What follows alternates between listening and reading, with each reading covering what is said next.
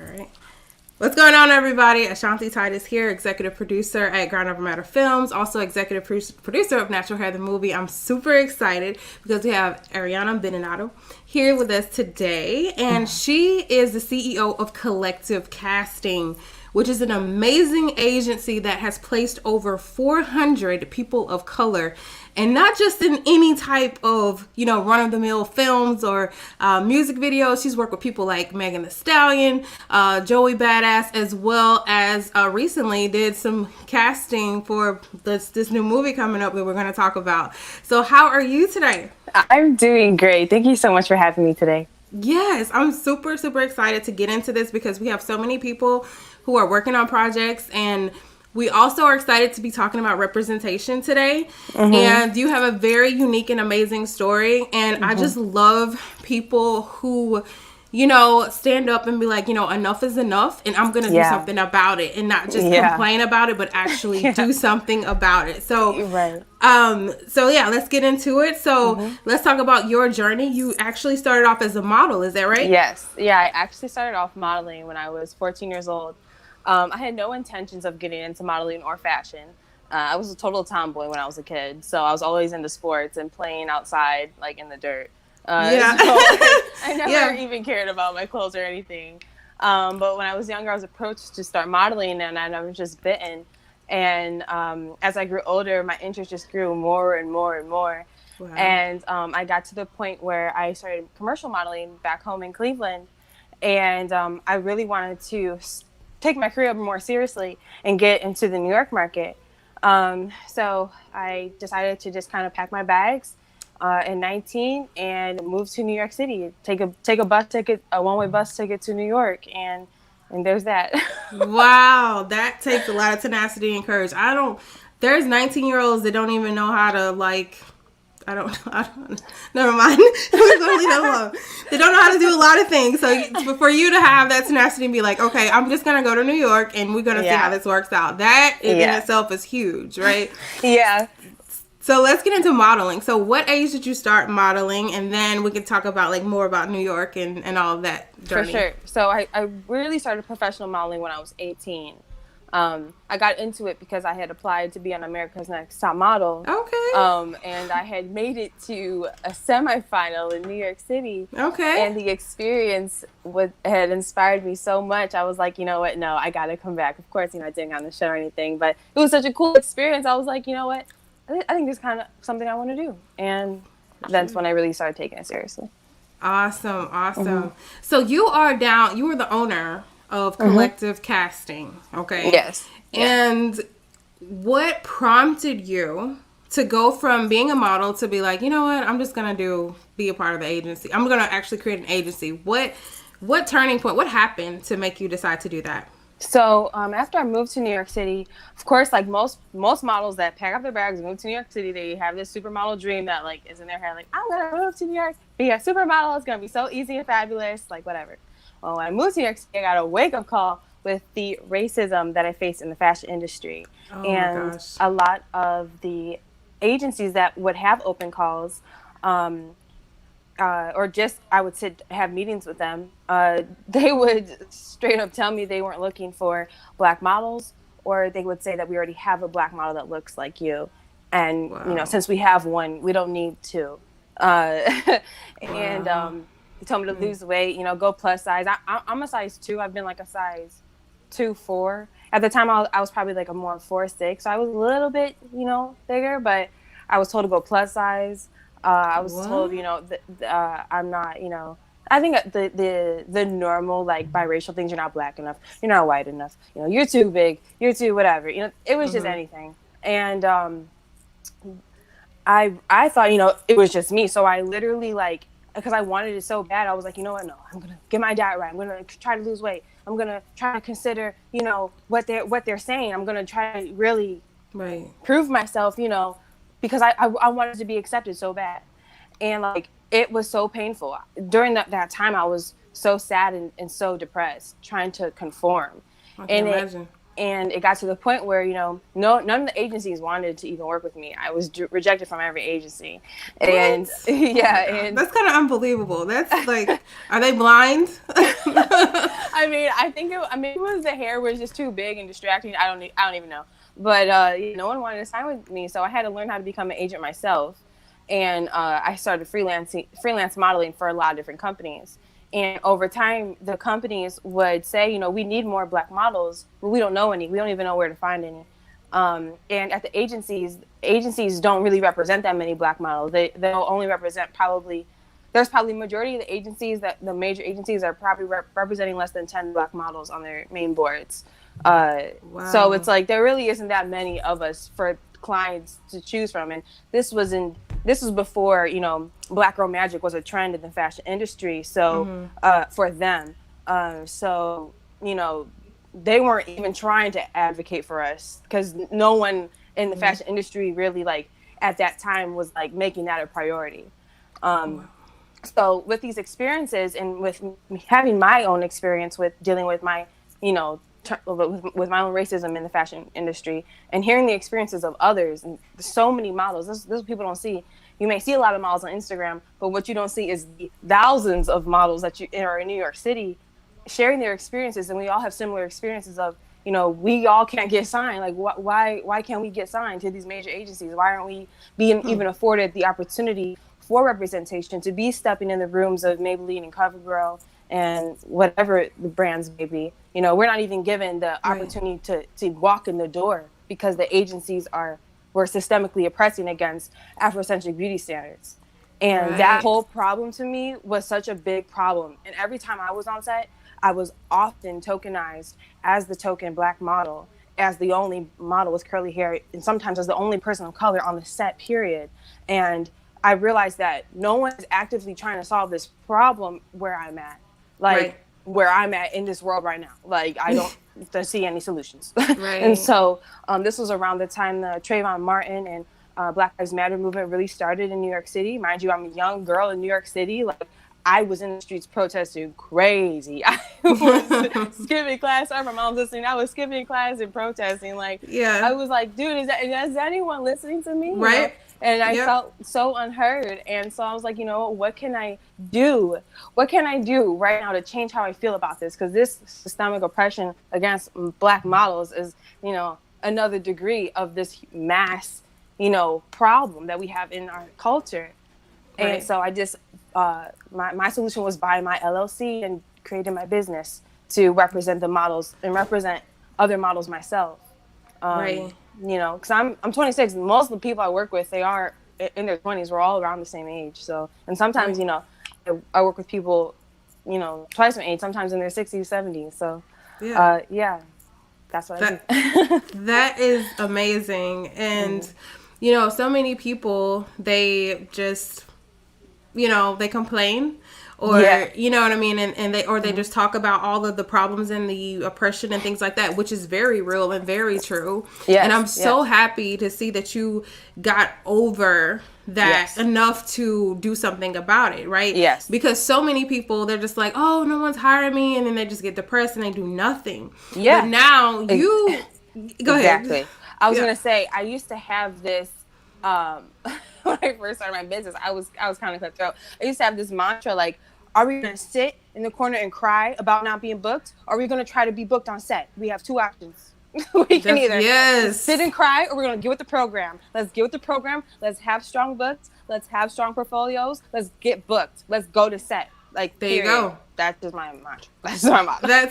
That's amazing. And that's what, and you know what? It seems like there's like a disconnect, because they're saying, like, at these regular the agencies that they don't need Black models, but when you speak to the actual companies, they're saying that there's a disconnect. They need Black models. So what's going on with that? Like, what would you say? I think that, honestly, recently, the whole the Black squares, the whole Black square thing, really, I think, brought attention to the agencies internally themselves, because so many brands were being called out. And I feel like, as a business owner myself, see, I have to worry about being called out because I'm a Black business owner and I've been booking Black people since the day I started, But these other brands, that don't have black talent, they're like, oh wait, we're supporting solidarity, but we're not even actually being, in solidarity with this culture, so I definitely think there's a total, I mean, I'm not going to say it's is marketing,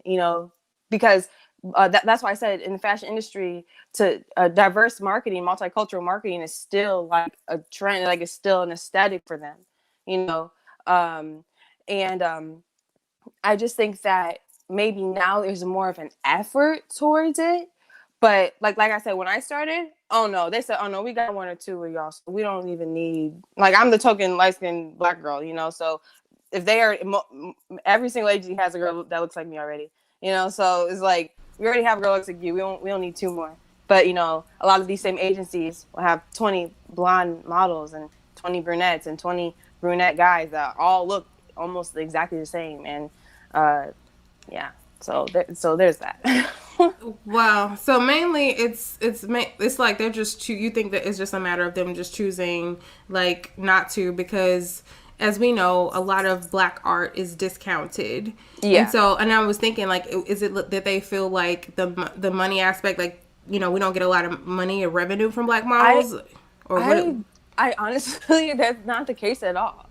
Because we see it with our own numbers that we produce. Like, example, when they made Vogue Italia, the only edition of Vogue Italia was the only edition of Vogue to ever sell out. And if you look up the Vogue Italia now, the black Vogue Italia, the only one that's ever made, most expensive Vogue, so it's still worth over $2,000 to this day, and it's sold out. So the numbers were never the problem. The black hair care industry is $1 billion industry. Like that wasn't the problem. Racism is the problem. There you go. That's the problem. Thank you for clearing that up, because a lot of people will say, that'll be their excuse as to why they don't, book black models and everything like that, or why it's limited.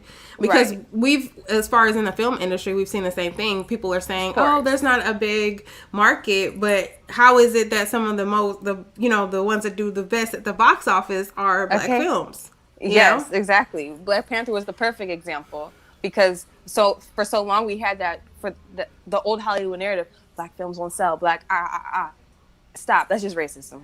Like, just stop that. That's not a thing, because we made $1 billion, for that movie, like, for Black Panther, so it's just like, it shattered so many records. And I'm like, I hope companies take note, like, please take note of the black buying power, like, of how strong that is, because we can make you guys like billionaires or trillionaires, like, seriously, because black people just, that's their buying power, right? And you know what, there's this whole like theory about images and keeping up with the beauty standards, and like not wanting to what is the word I'm looking for, like overexpose blackness.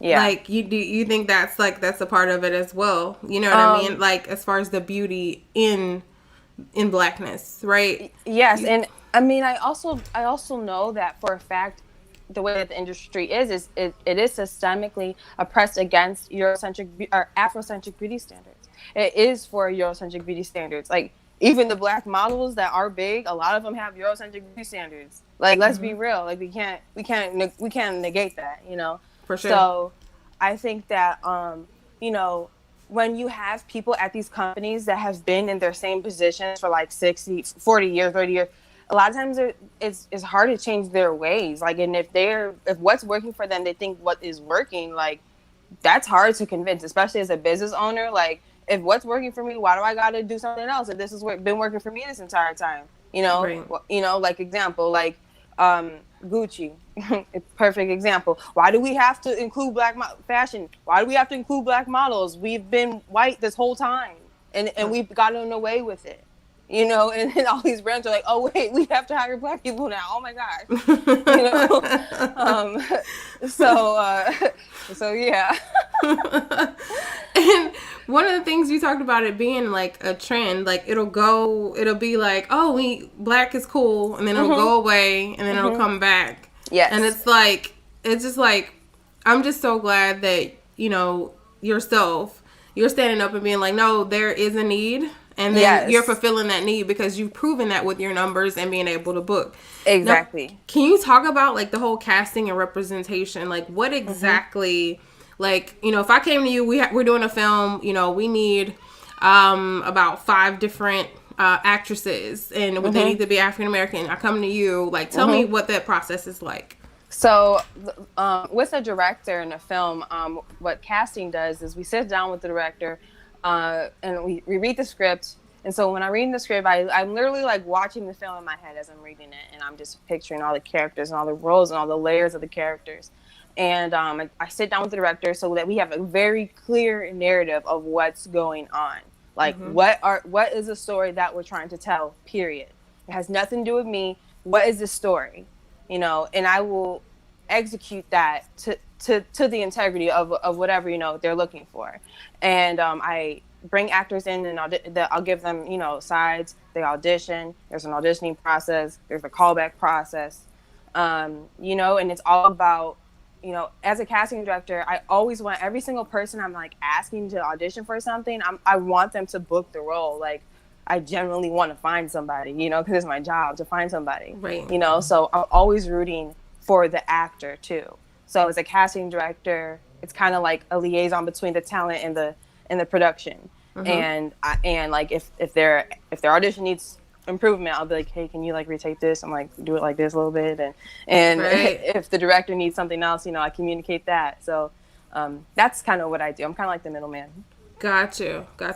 And so you're always like actively just like looking for talent, like just across the board from videos and things like that. Yes, because like I do all types of jobs. So like I'm working on a film right now, but literally as this conversation is happening, I have a crew I have talent on set in Los Angeles that is doing music videos. So I have so many different types of jobs, so many different types of roles. I'm always looking for people. For sure. It's kind of like a blessing and a curse because like there isn't a day when someone is like, hi, my cousin wants to get into modeling, or hi, I have someone who wants to get into modeling, or I want to get into modeling. That's like an everyday thing. But I'm literally always looking for people. So I really don't mind it. For sure. And your company recently was recognized by Beyonce, right? Yes. How was that? Like, cause oh my gosh. I don't even laughing. Yeah. I started laughing because of how surreal it was. Like, one, of course, Beyonce's a dream client. Like, I tell everybody all the time, oh, we're gonna work with Beyonce one day, Ariona, like we're gonna work with them one day. Like, that's the thing. And so when she shouted us out, especially, her timing was impeccable. I mean, on Juneteenth, in the midst of all that stuff going on, like. And mind you, for the fashion industry and COVID and agencies, there was no work. There was no work for us. Like, we were not essential businesses, you know? So there might have been some bookings here and there, but not like a regular business, you know? Everything was really shut down. And so when she shouted me out, I didn't even know what was coming. I just got the first notification from one of my friends. They tagged me in it. And I'm like, what is this? I don't even know what I'm looking at. And then I like realize what I'm looking at, and then I just start screaming and making really loud noises and freaking out, like, oh my gosh, like she said there is collective casting of Beyonce's name is right there on her website. Like, I was going crazy, and it created this jolt. Beyonce's spirit is just so strong. Like, it created this jolt of energy in my business, and like literally that week, since I haven't stopped working like for my business. Like, I've been busy since then. Yes, that's amazing. And you've worked with Megan Thee Stallion, and I saw the Joey Badass video. What was it called? Live? Or The Light. The Light. And so I was like, and you talked about like the diversity in relation to the ages and sizes of women, which we saw was reflected in that video. Yes. So what was that like? Like, how is it different as far as like music and film? Like, do you have a favorite or like? I think my favorite I would say is film, because you're there every single day, and you're like, production is like working on this goal to tell this story every single day for like months at a time, weeks or months at a time, whatever. And I like that feeling. I like that consistency. You know, when it's music videos, you know, they're consistent, but it's not like you're doing the same exact type of thing every day. It's different every single movie set. And it's really important for me, especially like in the cast for The Light. like the roles of the women too, because it's not often, it's rare that Black women are written in the treatments for music videos in an empowering narrative in hip hop. Like, let's be honest, how many videos have you seen rappers do where they empower the women and not over sexualize them?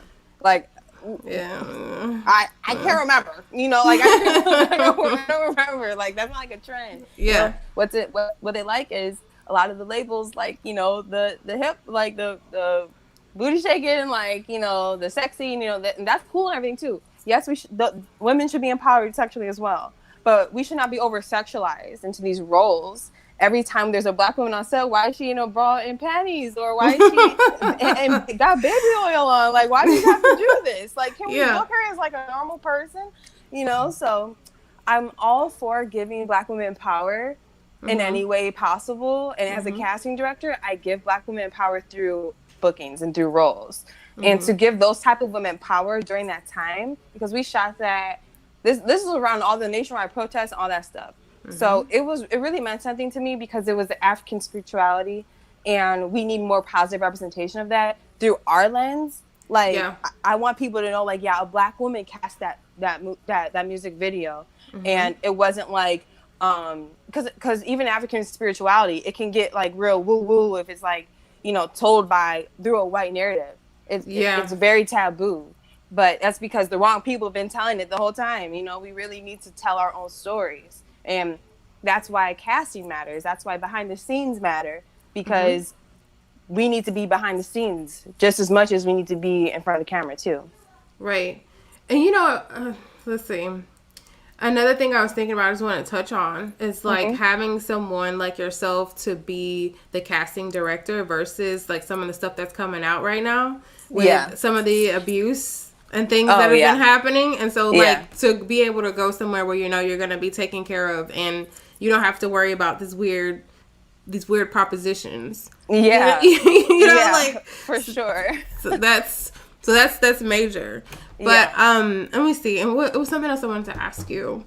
So you just recently you did the casting for a film that's coming out. Did you want to talk about that? Yeah. So I assisted a casting director. Her name is Lillian Powles, who is also a Black-owned casting company. She's based in my hometown, Cleveland. Okay. And Lillian called me up one day. She said, we need to find some Black Panthers. We need to find some Black men. I said, well, you called the right woman, and you know you called the right woman, because that's what I'm here for. Okay.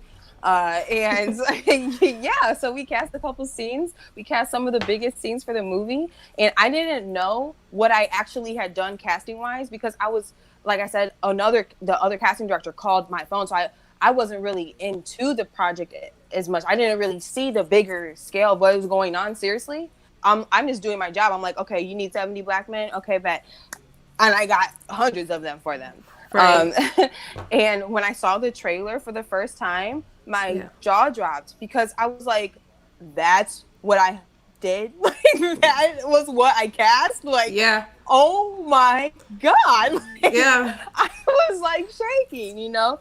And because it was just like, I really felt like I was living my purpose to cast Black Panthers in my hometown, you know, to cast Black actors, period, in my hometown on a major film like Judas and the Black Messiah around a time like this, like, I think it's nothing but like divine for me. And those are the real intentions of my business. And that's why I say, like, you're not going to find me as the casting director known for booking roles that degrade women and like over sexualize them. I'm not going to be known for that. No, I'm going to be known for, I give women power through these roles. I give our people justice and power through the roles. You know, for because sure. Like I said, like, my business is a protest, and we deserve representation, reparations, and justice. and that's literally what I feel like I do with my business, because I pay people all the time, and I book them on these projects, whether they may be, you know, I book showroom models for Balmain in the United States and in Mexico, or whether it's a music video or the lead role in a music video, you know. I'm always trying to advocate for us wherever I can fit it. Yeah. And I think that's amazing. And it's so needed for women to be behind the scenes, you know, and so many times women get discounted. Like, if you're attractive. People think, oh, are you the model? So it's like, oh, actually, I'm the executive or the casting director. That literally happened to me a month ago. That exact thing happened to me. So we were on set of a music video. It was a very big artist. I'm not going to mention the artist's name because it's too big. And we were on set with the crew.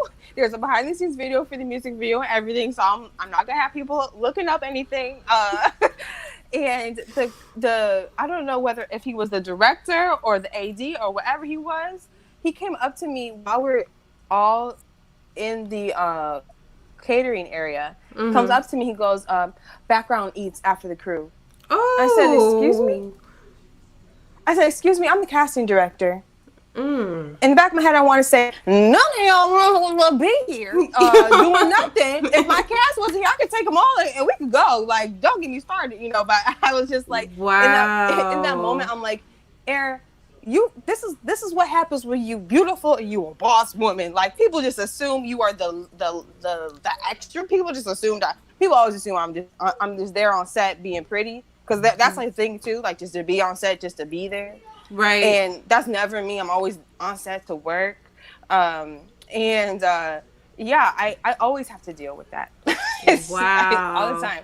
Yeah, so I always try to make it known right when I get to set, like, yes, I am the casting director. So if you have any questions about casting, you can speak to me, ask me about anything, because I never want anyone to think otherwise. Like, they need to know, like, I'm responsible for this that's going on, too, So what advice would you give women, like, as far as, I don't know, like, a couple of tips to not lose your top when situations like that happen? Like, what would be, like, the best, way to do that? I definitely think, I recently started learning, like, breathing techniques, like, a couple years ago. And I honestly think practicing breathing helps because I promise I wouldn't get through production any other way.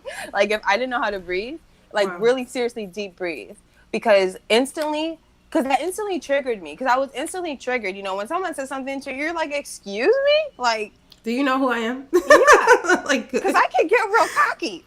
Beyonce shouted me out, okay? Like, but like, it's just like, wow, he really said that to me because he assumed I'm the one, and I was the only Black woman on set as the casting director. I was the only Black woman on set, period. And to come up to the only Black woman on set and say that was disgusting to me. And as a Black man, he should have never come up and said that to me either. I was really disappointed. I was disgusted, actually. And so, and he's a grown man too. He wasn't a young, new person. He was a grown man. Like 50? 50 years? Yeah, probably I would say late 40s, early 50s. Yeah.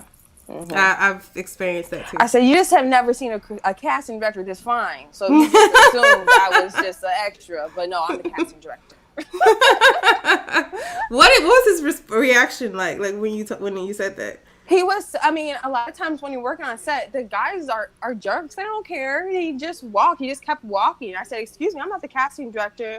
And he's like, and then starts talking his walkie, like, to whatever production crew. It just totally so just acknowledge it. The rest of the crew was looking at me like, and I'm like, did he seriously think I was just an extra eating amongst y'all just for fun?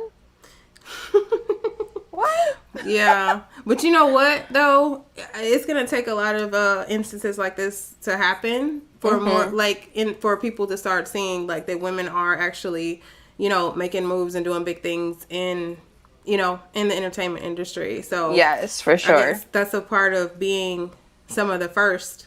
You have to take those hits. Right. I'm sorry, that sucks. But it happens. I think it happens so much to women that are in positions of power to begin with, honestly.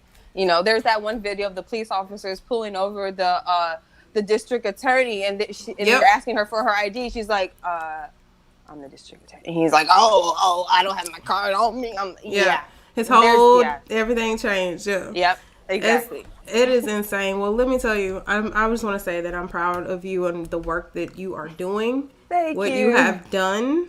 And, like, to be, like, for younger girls to look up and say, like, this is what I want to do. Like, because some of us, like even as adults are just like seeing these like potential roles like and opportunities. You know what I mean? Like a casting director, like you automatically, you know, traditionally think male. So to see like, oh, you know, you'll be like that name that there's like, oh no, here's one right here. You know, and so that's really cool. And even with the executive producer space, the director space, you know, with Ava. So it's like a lot of opportunities now. And I just wanted to just say that everybody out there that's watching, if you're a young woman, even if not, like, and you are looking to create, I mean, just do it, you know. You know, Ariona, she didn't know like that, you know, going to New York and becoming a casting director. Like sometimes you just have to get out there and just do it. And especially if something is like lighting a fire inside of you, you need to take heed to that and do it, because you will always regret it. We only get one life. We get one life. Yes. And so you need to make sure, and today is only done once, you know? Yes, exactly. So I just want to say that we are proud of you. We're rooting for you. Congratulations on all of the elevation of your business and all of these amazing projects. And I was telling people, you know, about the Black Judas film, the Judas and the Black Messiah. And I'm like, oh my God, that's major. And so, yeah, keep doing what you're doing, because we're watching and everybody's like, you know, we can do it too. So yes, thank you so much. Yes. And we're going to hit, I guess you did see a little bit of the film, right? Natural Hair, the movie. So what did you think about the film? So I love the film. The whole time I'm thinking, I want all the hairstylists I've ever worked with to watch this at least once. You know, especially like the non-Black stylists. Like, I think it's a very educational film. Education is like key. Like, that's major key. Like, that's like the bridge between ignorance and, you know, like solutions, like education. You know, so I think that it's very informative, and it's essential that we need to hear these types of things, because like the film, I'm like, this is like my company in a movie. Like, you know, it's like the same thing, you know. I'm all for Afrocentric beauty standards. I'm all for embracing Afrocentric beauty standards. I'm all for embracing natural beauty and our natural features and not conforming or changing. And women need to hear that, especially in today's day and age where everything is just so filtered and covered up. You know, we need to hear that we can just be ourselves, and we're fine and we're beautiful. So for sure. Well, thank you for that.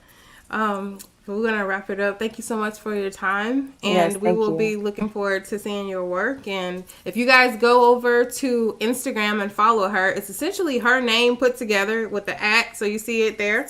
And check out her company, Collective Casting. That's @ Collective Casting on Instagram as well. And if you go to her website, they can hit you up if they're looking to model and act, right? As well. So we always post castings too, so follow us for future castings too. Awesome. And you have something coming up where how to act on a set, right? You want to talk about that a little bit? Yeah, so on Sunday we're hosting an Instagram live, and it's model etiquette. I'm teaching model etiquette, how to act on a set, how to act with casting directors and agents, and how to maintain bookings. So it's going to be really informative. There you go. So y'all go ahead and follow her now. If you're interested in casting people, if you're interested in being a part of a set, go ahead and go over to @ Collective Casting and then follow her as well on Instagram. I want to thank you so much for your time. And everybody out there, you guys, thank you so much, and stay beautiful and stay great. And we'll see you next week. Bye. Bye.